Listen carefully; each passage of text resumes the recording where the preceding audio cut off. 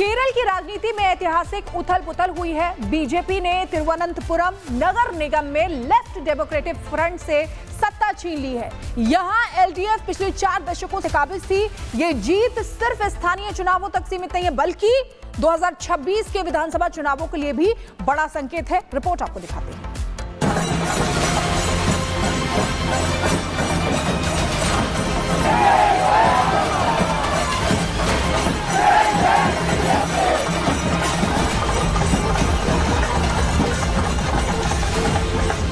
केरल की राजधानी तिरुवनंतपुरम में बीजेपी की जीत।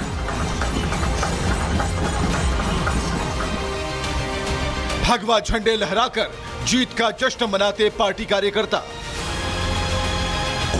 लिफ्ट का 45 साल पुराना किला ढहाकर खिलाया कमल। केरल की राजधानी में बड़ा राजनीतिक भूचाल देखने को मिला है। स्थानीय निकाय चुनाव के नतीजों में बीजेपी ने तिरुवनंतपुरम नगर निगम में ऐतिहासिक जीत दर्ज करते हुए वाम लोकतांत्रिक मोर्चा यानी एलडीएफ से सत्ता छीन ली। ये वही निगम है जिस पर एलडीएफ पिछले 4 दशकों से अधिक समय तक लगातार काबिज रहा था। राजधानी में यह सत्ता परिवर्तन वाम मोर्चे के लिए बड़ा राजनीतिक झटका माना जा रहा है।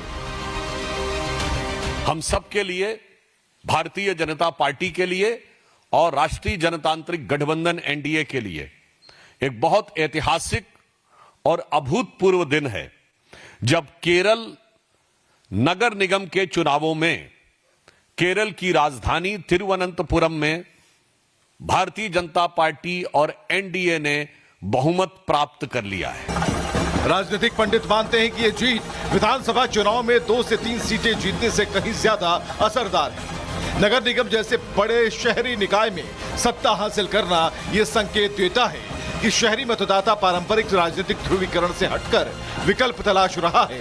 यह बदलाव खास तौर पर उस राज्य में महत्वपूर्ण है जहां अब तक मुकाबला मुख्य रूप से एलडीएफ और यूडीएफ के बीच ही सीमित रहा है।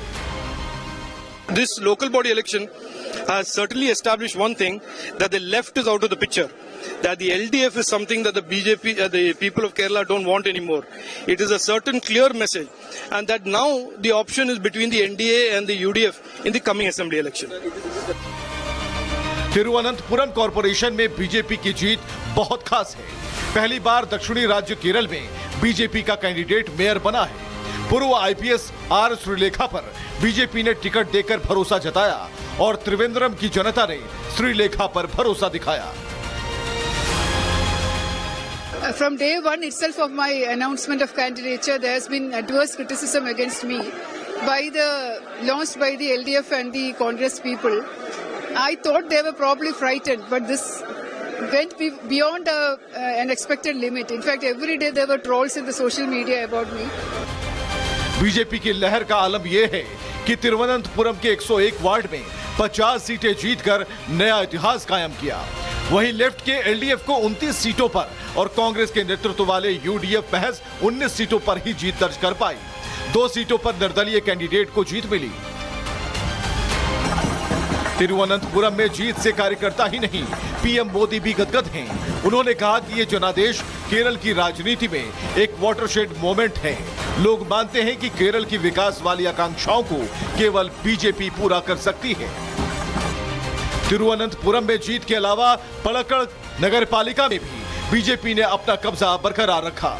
तिरुपुनुथापुरा नगरपालिका सीट कांग्रेस से छीन ली है। कोडंगलूर नगरपालिका में 46 वार्डों में से 18 सीटों पर कमल खिला है। तिरुवनंतपुरम क्षेत्र लंबे समय से कांग्रेस और वाम मोर्चे के प्रभाव वाला माना जाता रहा है। ऐसे में नगर निगम में बीजेपी की जीत ने राज्य की राजनीति में नए समीकरणों को जन्म दे दिया। अगले साल केरल में विधानसभा चुनाव हैं। ये नतीजे निश्चित रूप से इसमें असर डालेंगे। Bureau report, Republic Bharat. इधर महाराजगंज से 7 बार के सांसद और केंद्रीय वित्त राज्य मंत्री पंकज चौधरी यूपी में बीजेपी के अध्यक्ष होंगे, ये जानकारी आपको दे रहे हैं। साथ ही साथ आपको बता दें कि योगी आदित्यनाथ और केंद्रीय पर्यवेक्षक विनोद तावड़े बीजेपी अध्यक्ष भूपेंद्र चौधरी की मौजूदगी में उन्होंने शनिवार को बीजेपी के प्रदेश मुख्यालय में नामांकन दाखिल किया था। प्रदेश अध्यक्ष पद के लिए चौधरी के अलावा किसी और ने नामांकन नहीं किया है। इसलिए उनका प्रदेश अध्यक्ष चुना जाना तय है। हालांकि उनके अध्यक्ष चुने जाने की आधिकारिक ऐलान आज केंद्रीय मंत्री पीयूष गोयल और मुख्यमंत्री की मौजूदगी में डॉक्टर राम मनोहर लोहिया राष्ट्रीय विधि विश्वविद्यालय के सभागार में आयोजित मेगा इवेंट में किया जाएगा, जिसकी भव्य तैयारियां की गई हैं। लखनऊ की सड़कें पंकज चौधरी के पोस्टर से पटी पड़ी हैं। तो आपको बता दें कि देखिए किस तरीके से ये कमान सौंपी गई है पंकज चौधरी को। कुछ ही देर में ये ऐलान भी कर दिया जाएगा। एक रिपोर्ट भी इसी से जुड़ी आपको दिखाते हैं। आज दोपहर 1 बजे भारतीय जनता पार्टी के नए प्रदेश अध्यक्ष का औपचारिक ऐलान हो जाएगा। डॉक्टर राम मनोहर लोहिया संस्थान के प्रांगण में आज भव्य कार्यक्रम के बीच में यह घोषणा होगी। भारतीय जनता पार्टी के 464 मतदाता भी साथ में रहेंगे और वरिष्ठ नेता भी रहेंगे, जिसमें पीयूष गोयल, विनोद तावड़े, महेंद्र नाथ पांडे, साथ ही जो नए अध्यक्ष पंकज चौधरी वह भी वहां पर रहेंगे और साथ ही उप मुख्यमंत्री केशव प्रसाद मौर्य, उप मुख्यमंत्री ब्रजेश पाठक, मुख्यमंत्री योगी आदित्यनाथ, संगठन महामंत्री धर्मपाल सिंह और वर्तमान जो भी अध्यक्ष हैं भूपेंद्र सिंह चौधरी वह भी रहेंगे। सभी पूर्व प्रदेश अध्यक्ष भी मौजूद रहेंगे। तो भारतीय जनता पार्टी ने 2027 विधानसभा चुनाव की जो टीम है उसका ऐलान कर दिया है और केंद्रीय चुनाव के लिए यानी राष्ट्रीय अध्यक्ष के लिए जो सदस्य होंगे उनके ऊपर भी फैसला आज लेना है। तो उस प्रांगण में उन सदस्यों को भी चुना जाएगा जो राष्ट्रीय अध्यक्ष बनाने में अपनी भूमिका निभाएंगे। तो कुल मिलाकर आज भारतीय जनता पार्टी औपचारिक ऐलान कर देगी अपने नए प्रदेश अध्यक्ष का। कल भारतीय जनता पार्टी के इसी कार्यालय में सिर्फ एक ही नामांकन पत्र आया था पंकज चौधरी के नाम। पंकज चौधरी भारतीय जनता पार्टी के बहुत ही वरिष्ठ नेता हैं। गोरखपुर महाराजगंज जिले से वह आते हैं और वह कई बार यानी देखा जाए 7 बार के लोकसभा सांसद हैं और इस समय केंद्रीय वित्त राज्य मंत्री हैं। तो कहीं न कहीं भारतीय जनता पार्टी ने ओबीसी चेहरे पर एक कार्ड जो खेला है वो आगामी चुनाव में उनको बहुत काम आने वाला है। वीडियो जर्नलिस्ट सचिन सैनिक साथ राघवेंद्र पांडे, रिपब्लिक भारत, लखनऊ। केरल की राजनीति में ऐतिहासिक उथल पुथल हुई है। बीजेपी ने तिरुवनंतपुरम नगर निगम में लेफ्ट डेमोक्रेटिक फ्रंट से सत्ता छीन ली है। यहां एलडीएफ पिछले 4 दशकों से काबिज थी। ये जीत सिर्फ स्थानीय चुनावों तक सीमित नहीं है, बल्कि 2026 के विधानसभा चुनावों के लिए भी बड़ा संकेत है। रिपोर्ट आपको दिखाते हैं।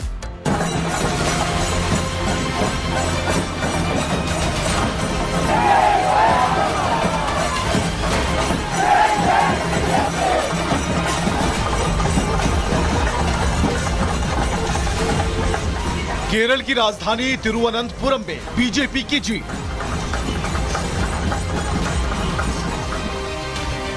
भगवा झंडे लहराकर जीत का जश्न मनाते पार्टी कार्यकर्ता। लिफ्ट का 45 साल पुराना किला ढहाकर खिलाया कमल।